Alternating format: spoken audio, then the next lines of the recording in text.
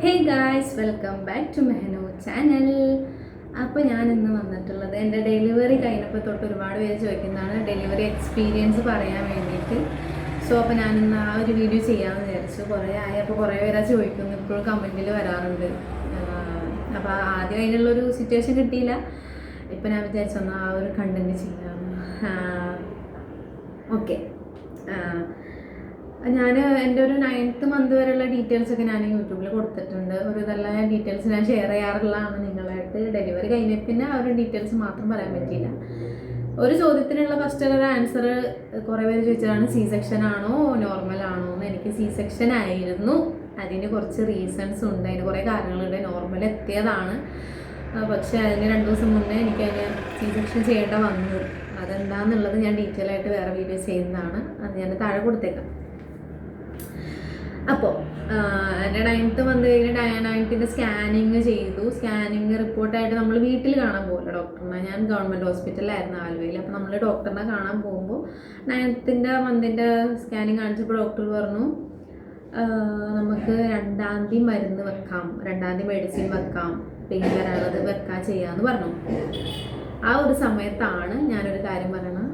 അപ്പോഴാണ് എൻ്റെ അടുത്ത് ഡോക്ടർ പറഞ്ഞത്, അപ്പോൾ നമുക്ക് നോർമൽ ചെയ്യാൻ പറ്റില്ല, സി സെക്ഷൻ ആണ്, എന്തായാലും സി സെക്ഷനാണ് ചെയ്യാൻ പറ്റുള്ളൂ എന്ന് പറഞ്ഞത്. അതെന്താണ് ഞാൻ വീഡിയോ ചെയ്തത്, കാരണം അത് ഇങ്ങനെ കുറച്ച് പറയാനുണ്ട്. അപ്പോൾ തന്നെ ഡോക്ടർ പറഞ്ഞു, ഇനിയിപ്പോൾ എക്കോ ടെസ്റ്റ് ചെയ്യണം. എനിക്ക് 2ാം തീയതി തന്നെ മെഡിസിൻ വെക്കണം എന്ന് പറഞ്ഞപ്പോൾ നല്ലോണം ടെൻഷനായി, ഭയങ്കര ടെൻഷനായി. എന്തായാലും കൊച്ചിനെ പുറത്തെടുത്തല്ലേ പറ്റുള്ളൂ, എന്ത് ചെയ്തിട്ടായാലും കൊച്ചിനെ പുറത്തെടുക്കണം. പക്ഷെ എനിക്ക് നല്ല ടെൻഷനായി. അപ്പോൾ എക്കോ ടെസ്റ്റ് ചെയ്യണം എന്ന് പറഞ്ഞു. അങ്ങനെ എക്കോ ടെസ്റ്റ് ചെയ്തിട്ട് അതിൽ എന്തെങ്കിലും ഉണ്ടെങ്കിൽ കാർഡിയോളജിസ്റ്റിനെ കാണിക്കണം എന്ന് പറഞ്ഞു. അപ്പോൾ ഓക്കെ, അങ്ങനെ ചെയ്യാമെന്ന് പറഞ്ഞിട്ട് അന്ന് തന്നെ ഞാനും ഉമ്മച്ചിയായിട്ടാണ് പോയത്. അപ്പോൾ ആ സമയത്ത് ഞാൻ ബാംഗ്ലൂർ വർക്ക് ചെയ്തുകൊണ്ടിരിക്കുക. എന്നിട്ട് ഞാനും ഉമ്മച്ചിയും കൂടെ പോയിട്ട് എക്കോ ടെസ്റ്റ് ചെയ്തപ്പോൾ ചെറിയൊരു വേരിയേഷൻ ഉണ്ടായി. വേരിയേഷൻ ഉണ്ടായപ്പോൾ പിന്നെ കാർമൽ എന്ന് പറഞ്ഞ ഹോസ്പിറ്റലുണ്ട്. എൻ്റെ എന്നെ പ്രസവിച്ചത് കാർമലിലാണ്. അപ്പോൾ അവിടെ പോയിട്ടാണ് കാർഡിയോളജിസ്റ്റിനെ കാണിച്ചത്. അപ്പോൾ കാർഡിയോളജിസ്റ്റിനെ കാണിച്ച് അപ്പോൾ അവർ പറഞ്ഞു, ടെൻഷൻ അടിച്ചോ അങ്ങനെ എന്തെങ്കിലുമൊക്കെ ചോദിച്ചായിരുന്നു. അപ്പോൾ ആ സമയത്ത് ഞാൻ ടെൻഷൻ അടിച്ചല്ലേ പോയത്. അപ്പോൾ ടെൻഷൻ അടിച്ചത് കൊണ്ട്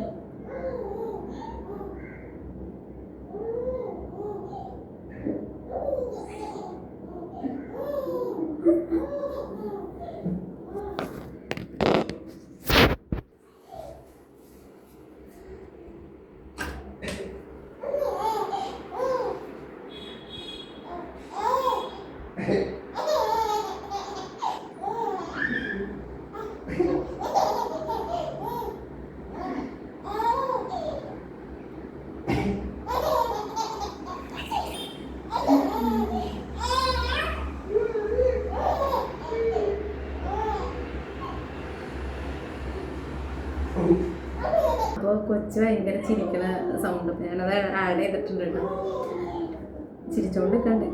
അപ്പോൾ ചെറിയ വേരിയേഷൻ ഉണ്ടെന്ന് പറഞ്ഞപ്പോൾ ഡോക്ടർ ചെക്കപ്പ് ചെയ്യാൻ വേണ്ടി ചെസ്റ്റിൻ്റെ അവിടെ വന്ന് ചെക്കപ്പൊക്കെ ചെയ്തു.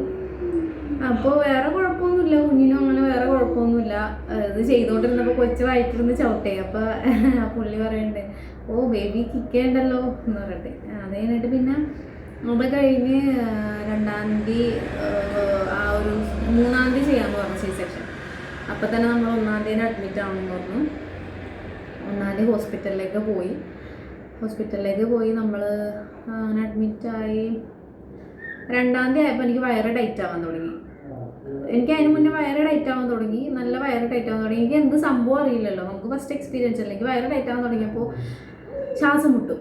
അപ്പോൾ പിന്നെ കുറച്ച് കഴിയുമ്പോൾ പോകും, പിന്നെ കുറച്ച് കഴിയുമ്പോൾ അത് വരും. അപ്പോൾ എനിക്ക് അറിയണ ഒരു ഇത്താത്തൻ്റെ അവിടെ, എൻ്റെ സീനിയർ ഇത്താത്തിൻ്റെ ഡെലിവറിക്ക് വേണ്ടി വന്നിട്ടുണ്ടായി. അപ്പോൾ ഞാൻ ആ ഇത്താത്തടുത്തോണ്ട്, ഇത്താത്ത എനിക്ക് ഇങ്ങനെ ടൈറ്റ് ആവണം, എടുക്കുക അത് ലൂസാവും, അപ്പോൾ എനിക്ക് ശ്വാസം മുട്ടും അങ്ങനെയൊക്കെ പറഞ്ഞു. അപ്പോൾ ഇത്താത്ത പറഞ്ഞു, നീ ഒന്ന് ഡോക്ടറിനെ കാണിക്ക്, വേരിയേഷൻ ആണെന്ന് പറഞ്ഞു. ഇത്താത്തക്ക് ഓൾറെഡി 2 ഡെലിവറി കഴിഞ്ഞായിരുന്നു. അപ്പോൾ ഞാൻ സിസ്റ്റർ ഇങ്ങനെ നോക്കിയപ്പോൾ പറഞ്ഞു 10-15 മിനിറ്റിൽ വേരിയേഷൻ ഉണ്ട്. എനിക്ക് ഓൾറെഡി സി സെക്ഷൻ പറഞ്ഞു, അതുകൊണ്ട് നോർമൽ ട്രൈ ചെയ്യാൻ പറ്റുകയില്ല. അപ്പോൾ അവർ പറഞ്ഞു, ഡോക്ടറിനെ വിളിച്ച്. അന്നത്തെ ദിവസം അനസ്തേഷ്യ ഉണ്ടായില്ല, അനസ്തേഷ്യ വേറൊരു ദിവസം ഉള്ളത്. അതാണ് അവർ 3ാം തീയതിക്ക് സി സെക്ഷൻ ഇതാക്കിയത്. അനസ്തേഷ്യൻ എന്നിട്ട് വേറെ ഏർപ്പെടുത്തി. ഗവൺമെൻറ് ആയതുകൊണ്ട് തന്നെ നമുക്ക് പുറത്തുനിന്ന് വിളിക്കുമ്പോൾ വേറെ ഫണ്ട് കൊടുക്കേണ്ടി വരും. അങ്ങനെ 10,000 രൂപ അങ്ങനെ എന്തോ അങ്ങനെ കൊടുക്കേണ്ട വന്നായിരുന്നു. അപ്പോൾ വാപ്സി ഒക്കെ കൊടുത്ത്. അത് കഴിഞ്ഞിട്ട് ചെക്ക് ചെയ്തപ്പോൾ വയറ് ടൈറ്റ് ആവുന്നുണ്ട്. അപ്പോൾ തന്നെ എൻ്റെ അടുത്ത് തുറന്നു. അവിടുത്തെ യൂണിഫോം ഇറങ്ങിയിൽ വെള്ള ഷർട്ടാണ്. വെള്ള ഷർട്ടും മുണ്ടൊക്കെ ഇടാൻ പറഞ്ഞു. ഈ മറ്റേ UDFൻ്റെ അളപ്പോലെയൊക്കെ വന്നിട്ട് വെള്ള ഷർട്ടും മുണ്ടൊക്കെ ഇട്ട്. അനിയത്തി മാത്രം ഉണ്ടായുള്ള സമയത്ത്. അപ്പോൾ ഉമ്മച്ചി അപ്പോഴത്തേനും എൻ്റെ കൂടെ ഉണ്ടായ ഉമ്മച്ചി ചോറ് കഴിക്കാനോ കുളിക്കാൻ വേണ്ടിയിട്ട് വീട്ടിലേക്ക് പോയിട്ട് അനിയത്തിനെ ഏൽപ്പിച്ചിട്ടാണ് പോയത്. അനിയത്തിക്ക് എന്തെങ്കിലും അറിയാം എന്തൊക്കെ എടുത്തരണ്ടേന്ന്. അവിടുത്തെ വേഗം അതെടുത്ത് പുഷ് എടുക്കുക എന്നൊക്കെ പറഞ്ഞ് മുടി 2 സൈഡ് പിന്നെയും ഇടണം. അങ്ങനെ അവൾക്കാണി ടെൻഷനായി. അവൾ വേഗം എല്ലാവരും വിളിച്ച് എല്ലാം ചപ്പൂനെ കയറ്റി എന്നൊക്കെ പറഞ്ഞ്. ഞാൻ ഒരു കാര്യം പറയട്ടെ, ഡെലിവറി ടൈം ആയപ്പോൾ ബാംഗ്ലൂരിൽ നിന്ന് വന്നു. ശരിയാ, ഡെലിവറി ടൈം ആയപ്പോൾ ബാംഗ്ലൂരിൽ നിന്ന് വന്നിട്ട് എറണാകുളത്ത് തന്നെ വർക്ക് ചെയ്തുകൊണ്ടിരുന്ന എപ്പോഴാണ് കത്തിയത്. എന്നിട്ട് എന്നെ അങ്ങനെ കയറ്റി PV ചെയ്തിട്ടാ. PV മുന്നേ ചെയ്തായിരുന്നു. എൻ്റെ പൊന്നു PVയുടെ വേദന തിന്നപ്പോൾ തന്നെ എനിക്ക് മനസ്സിലായി അമ്മ എനിക്ക് നോർമലി പറ്റൂല എന്ന് തോന്നിപ്പോയി. അമ്മാതിരി വേദനയായിരുന്നു. അത് കഴിഞ്ഞിട്ട് അവർ റൂമിലേക്ക് കയറ്റിയിട്ട് യൂറിനുള്ള പൈപ്പ് ഇട്ട്. ആ ഒരു വേദനയില്ലേ, അത് എനിക്ക് ഇറിറ്റേഷൻ എടുത്തൊരു വേദനയായിരുന്നു ആ യൂറിൻ്റെ പൈപ്പ് ഇട്ടത്. എനിക്ക് C-സെക്ഷൻ കഴിഞ്ഞിട്ട് ഞാൻ നടന്ന വേദന പോലെ എനിക്ക് കുഴപ്പമുണ്ടായില്ല. പക്ഷെ ആ പൈപ്പിട്ട വേദനയില്ല എനിക്ക് ഒട്ടും. എനിക്ക് ആ വേദന എനിക്ക് എന്തോ ഒരു വേദന. ഒന്നാമത് എനിക്ക് മൂത്രത്തിപ്പഴപ്പൊക്കെ ഉള്ളതുകൊണ്ടാണോ എന്ന് എനിക്കറിയില്ല. എനിക്ക് ആ വേദന സഹിക്കാൻ പറ്റുന്നുണ്ടായില്ല. അപ്പം തന്നെ എന്നെ മനസ്സിലാൻ വെച്ചിട്ട് എൻ്റെ പൊന്നോ എനിക്ക് പ്രസവിക്കേണ്ടേതായിപ്പോയി. അത് കഴിഞ്ഞിട്ട് പിന്നെ അതൊക്കെ ഇട്ട് അതിട്ടിപ്പോൾ നല്ല വേദന ഉണ്ടായപ്പോൾ അതിന് പിന്നെ എന്തൊക്കെയോ മരുന്ന് അലർജി ഉണ്ടോ നോക്കിയിട്ട് എന്തൊക്കെയോ കുത്തി. അപ്പം തന്നെ മറ്റേ സാധനത്തിലൊക്കെ എന്നെ കിടത്തി. അപ്പോൾ തന്നെ ഞാൻ നോക്കുമ്പോൾ മെഹനും ഉമ്മച്ചി വാപ്പിച്ചി എല്ലാവരും ഉണ്ട് പുറത്ത്. എനിക്കപ്പോൾ കുറച്ച് ഇമോഷനൊക്കെ ആയി തുടങ്ങി. പക്ഷെ ഞാൻ കരഞ്ഞൊന്നുമില്ല കേട്ടോ. അതുതന്നെ എന്നെ ഇങ്ങനെ അതിലിങ്ങനെ തള്ളിക്കൊണ്ട് പോയി. അപ്പോൾ എല്ലാവരും ഇങ്ങനെ നോക്കി. കാരണം 3-ാം തീയതി ഡേറ്റ് പറഞ്ഞിട്ട് ഞാൻ 2-ാം തീയതി എന്നെ കൊണ്ടുപോകണല്ലേ. അപ്പോൾ എല്ലാവരും എന്നെ ഇങ്ങനെ നോക്കണേ. അപ്പോൾ എന്നെ സീനിയർ താത്ത പറഞ്ഞ് ഇങ്ങനെ തലാട്ടി ചിരിച്ചൊക്കെ ചെയ്ത് എനിക്ക് എന്തോ ആയിപ്പോയി. എന്നിങ്ങനെ കൊണ്ടുപോയി ഓപ്പറേഷൻ തിയേറ്റർ അപ്പുറ സെക്ഷനിലായിരുന്നു. എന്നിട്ട് ലിഫ്റ്റിലൊക്കെ കയറ്റിയപ്പോൾ മേലെ കഴിയുമ്പോൾ ഇങ്ങനെ പിടിച്ചിട്ടാണ്. എന്നിട്ട് പിന്നെ എന്നെ ഉള്ളിലേക്ക് കയറ്റി പിന്നെ ഇങ്ങനെ ലൈറ്റുകളൊക്കെ കാണണം മേളിൽ. എന്നിട്ട് എന്നെ അവിടെ നിന്ന് എടുത്ത് വേറൊരു ഇതിലേക്ക് എടുത്തി. എന്നിട്ട് അവിടെ കൊണ്ടുപോയിട്ട് അതിൽ നിന്ന് എടുത്ത് വേറെ ഇതിലേക്ക് കിടത്തിയിട്ട് അവർ ചോദിച്ചു എന്തെങ്കിലും ബുദ്ധിമുട്ടുണ്ടോ എന്ന് ചോദിച്ചു. ഡോക്ടർ നല്ല ഡോക്ടറായിരുന്നു. പിന്നെ അനസ്തേഷ്യ ഡോക്ടർ നല്ല നമുക്ക് ഫീൽ ഗുഡ് ആവണ ഒരു 2 പേരായിരുന്നു. എന്നിട്ട് ചോദിച്ചു ഓക്കെ അല്ലേ, എന്തെങ്കിലും പ്രശ്നമുണ്ട്? നമ്മുടെ യൂറിൻ്റെ പൈപ്പിട്ടത് പ്രശ്നമുണ്ടെന്ന് പറഞ്ഞപ്പോൾ പറഞ്ഞ് കുഴപ്പമില്ല, അനസ്തേഷ്യ തരുമ്പോൾ ആ പെയിനിൽ അത് അറിയില്ല എന്ന് പറഞ്ഞു. മരവിപ്പിക്കുമ്പോൾ അറിയില്ല എന്ന് പറഞ്ഞു. അങ്ങനെ ഓക്കെ എന്ന് പറഞ്ഞു. ഒന്ന് ഇരിക്കാമോ എന്ന് വെച്ചിട്ട് എന്നെ ഇരുത്തിയിട്ട് ജസ്റ്റ് ഒന്ന് വളച്ചിരുത്തിയിട്ട് കുത്തി. അതിൻ്റെ അളവ് അറിയാമല്ലോ, ഇത്രങ്ങോട്ടുള്ള സൂചിയാണ്. വലിയ കുഴപ്പമുണ്ടായില്ല എനിക്ക് കുത്തിയപ്പോൾ. ഞാൻ അങ്ങനെ ഇരുന്നു. പിന്നെ ഓപ്പറേഷൻ വീഡിയോസ് ഞാൻ കാണാൻ പോയിട്ടില്ല. അത് ഡെലിവറി കഴിഞ്ഞതിന് ശേഷം ഞാൻ ഓപ്പറേഷൻ വീഡിയോസ് കണ്ടത്. 7 പാളി മുറിച്ചുള്ളൊരു സംഭവമാണേ. എല്ലാവർക്കും ഒരു ബ്ലസ് കൊടുക്കട്ടെ. അപ്പോൾ എനിക്ക് എന്നിട്ട് അത് കുത്തിക്കഴിഞ്ഞ് പിന്നെ ഒന്നും അറിഞ്ഞില്ല. പിന്നെ ഇവിടത്തോളം ഒന്നും അറിയില്ല. മരവിച്ച് തന്നെ പോയി, ഒന്നും അറിഞ്ഞില്ല. അത് കഴിഞ്ഞപ്പോൾ ഡോക്ടർ എന്നെ ഇവിടുന്ന് ഒരിത് കെട്ടി അല്ല എൻ്റെ കണ്ണിൽ പഞ്ഞി വെച്ചിട്ട് പിന്നെ ഇവിടുന്ന് എനിക്കൊന്നും കാണില്ല. ഇവിടെ എന്തോ പച്ച പോലെയൊക്കെ ഉണ്ട്. അത് കഴിഞ്ഞിട്ട് പിന്നെ ഡോക്ടർ ചോദിക്കലുണ്ട് അനസ്തേഷ്യ ഡോക്ടറുടെ അടുത്ത് സ്റ്റാർട്ട് ചെയ്യട്ടെ എന്ന് വെച്ചു. അപ്പോൾ എനിക്ക് മനസ്സിലായി ഗീതി തുടങ്ങാൻ തുടങ്ങി. അപ്പോൾ പറഞ്ഞാൽ ഓക്കെ സ്റ്റാർട്ട് ചെയ്തു. പിന്നെ ഉള്ളതെന്ന് പറഞ്ഞാൽ ഞാൻ ഉറങ്ങിയൊന്നുമില്ല കേട്ടോ. അപ്പോൾ അവർ ഉറക്കത്തിനുള്ള മയക്കത്തിലുള്ളത് തന്നെ ഉണ്ടെന്ന് പറഞ്ഞു. പക്ഷേ ഞാൻ ഉറങ്ങിയൊന്നുമില്ല. എനിക്ക് ബോധം വേണമെന്നുള്ളൊരു ചിന്ത ഉണ്ടായിരുന്നു. എന്നിട്ട് പിന്നെ ഞാനിരുന്ന് കുലുങ്ങണൊക്കെ ഉണ്ട്. പക്ഷെ ഒന്നും അറിയില്ല. ഞാൻ ഇങ്ങനെ അനങ്ങുന്നുണ്ട്, വേദന ഒന്നും അറിയില്ല. പിന്നെയാണ് മനസ്സിലാവണത് വയറ് കീറിയിട്ട് ഇങ്ങനെ പൊളിക്കണത് ആ സംഭവം എന്നൊക്കെ. ഡെലിവറിക്ക് ശേഷം ഞാൻ കണ്ടതാട്ടതൊക്കെ. അങ്ങനെ പൊളിച്ച് അധികം ടൈം എടുത്തില്ല. അപ്പം തന്നെ കൊച്ചിൻ്റെ കരച്ചിൽ ഞാൻ എടുത്തപ്പോൾ തന്നെ കരഞ്ഞു. എന്നിട്ട് എനിക്കിങ്ങനെ കാണിച്ചു തന്ന് ബേബി ബോയ് ആണെന്ന് പറഞ്ഞിട്ട് കാണിച്ചു തന്ന്. അപ്പോൾ തന്നെ ഞാൻ അടിയിലേക്ക് നോക്കി. പക്ഷെ പൊക്കിൾ കൊടിയുടെ ഇത് മാത്രമേ കണ്ടുള്ളൂ. അങ്ങനെ അത്ര ഇമോഷനായോ എന്ന് വെച്ചാൽ ഇമോഷനൊന്നും ആയിട്ടില്ല. എനിക്ക് ബേബി ബോയ് വേണമെന്ന് നല്ല ആഗ്രഹമുണ്ട്. എൻ്റെ വീഡിയോസ് കാണാനൊക്കെ അറിയായിരിക്കും. ഞാൻ എപ്പോഴും പറയുന്നതാണ് ബേബി ബോയാണ് ഇഷ്ടം, ഗേൾ ഇഷ്ടമല്ല എന്നല്ല എപ്പോഴും പറയണ്ടായിരുന്നത്. അങ്ങനെ എന്നിട്ട് അങ്ങനെ ആക്കി. എന്നിട്ട് എല്ലാം കഴിഞ്ഞ് എന്നെ ഇപ്പോൾ കാല് ഞാൻ നോക്കുമ്പോൾ എൻ്റെ കാലൊക്കെ കവച്ച് വെച്ചിട്ട് ഒന്നും അറിയണ തന്നെയില്ല. അങ്ങോട്ട് അനങ്ങണം മാത്രമേ അറിയുള്ളൂ. മരവിപ്പ് അത്രത്തോളം മരവിപ്പല്ലേ. എന്നിട്ട് പിന്നെ എന്നെ ക്ലീൻ ചെയ്ത് എന്നെ തുണിയിലെടുത്ത് തുണിയിലേക്ക് ഇട്ട് ഇങ്ങനെ ഇങ്ങനെ പറപ്പിക്കണായിരുന്നു. എന്നെ ഒരു ഇതിനെടുത്ത് എന്നെ ഒരു സ്ഥലത്ത് ഒരു ഉള്ളി കൊണ്ടുപോയിട്ടപ്പോൾ വാപ്പിച്ച് എല്ലാവരും വന്ന് കാണാൻ. എന്നിട്ട് അവർ പറഞ്ഞ് ഇതിനെടുത്ത് ഇതിലേക്ക് വെക്കണം എന്ന് പറഞ്ഞ് ബെഡിലേക്ക് തന്നെ ഇടണം എന്ന് പറഞ്ഞിട്ട് തുണിയും കൊണ്ട് എടുത്ത് ബെഡിലേക്ക് ഇട്ടതൊക്കെ. അങ്ങനെ ഇട്ട് എന്നെ അവിടെ കിടത്തി. പിന്നെ കുറച്ച് കഴിഞ്ഞപ്പോൾ കൊച്ചിനെ ഫീഡ് ചെയ്യാൻ എനിക്ക് തോന്നുന്നത് എന്നെ ഓപ്പറേഷൻ ചെയ്ത് കൊച്ചിനെ എടുത്ത സമയത്ത് കൊച്ചിനെ വാഷ് എന്നെ ഫ്രഷ് ആക്കിപ്പിച്ചിട്ട് ഒന്ന് ഫീഡ് ചെയ്തെന്നാണ് എനിക്ക് തോന്നണത്. ഇതെനിക്ക് ഈ സൈഡ് ഇങ്ങനെ അനങ്ങിയ പോലെ തോന്നുന്നുണ്ട്, പക്ഷെ കൊടുത്തതാണെന്ന് എനിക്ക് ഓർമ്മയില്ല. ഞാൻ കണ്ണടച്ചിരിക്കുന്നു, എന്തോ ചെയ്തേക്കുക എന്നെ കണ്ണടപ്പിച്ച് വെച്ചു. പിന്നെ അപ്പോൾ ഇത് പാല് കൊടുത്ത പോലെ എനിക്ക് തോന്നുന്നുണ്ട്. അങ്ങനെ എന്തോ എനിക്ക് തോന്നി, നമുക്ക് ചോദിക്കാൻ കഴിയുള്ളൂ.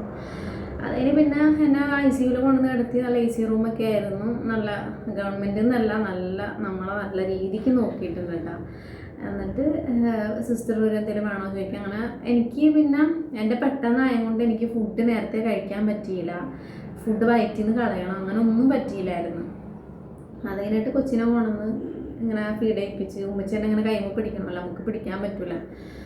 അപ്പോൾ ഞാൻ ഇങ്ങനെ കുഞ്ഞിനെ നോക്കിയപ്പോൾ കുഞ്ഞ് സാധനം അല്ല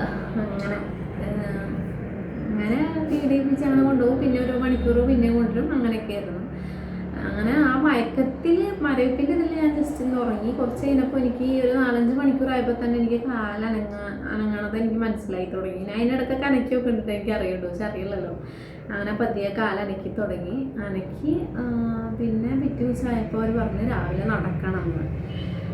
പിന്നെ അപ്പോൾ ഇതിന് എനിക്ക് ഇഡലി ചമ്മന്തി കൊണ്ടുവന്നിട്ടാണ്. അതിന് നടക്കണം എന്ന് പറഞ്ഞ് ഞാൻ പതിയെ എന്നെ ആ സമയത്ത് തന്നെ പിടിച്ച് പൊക്കി തന്നെങ്കിലും ഞാൻ ഒറ്റയ്ക്ക് എൻ്റെ കൈ വയറുമ്പോൾ പിടിച്ച് പൊക്കി നടന്ന് ടോയ്ലറ്റിലൊക്കെ പോയി.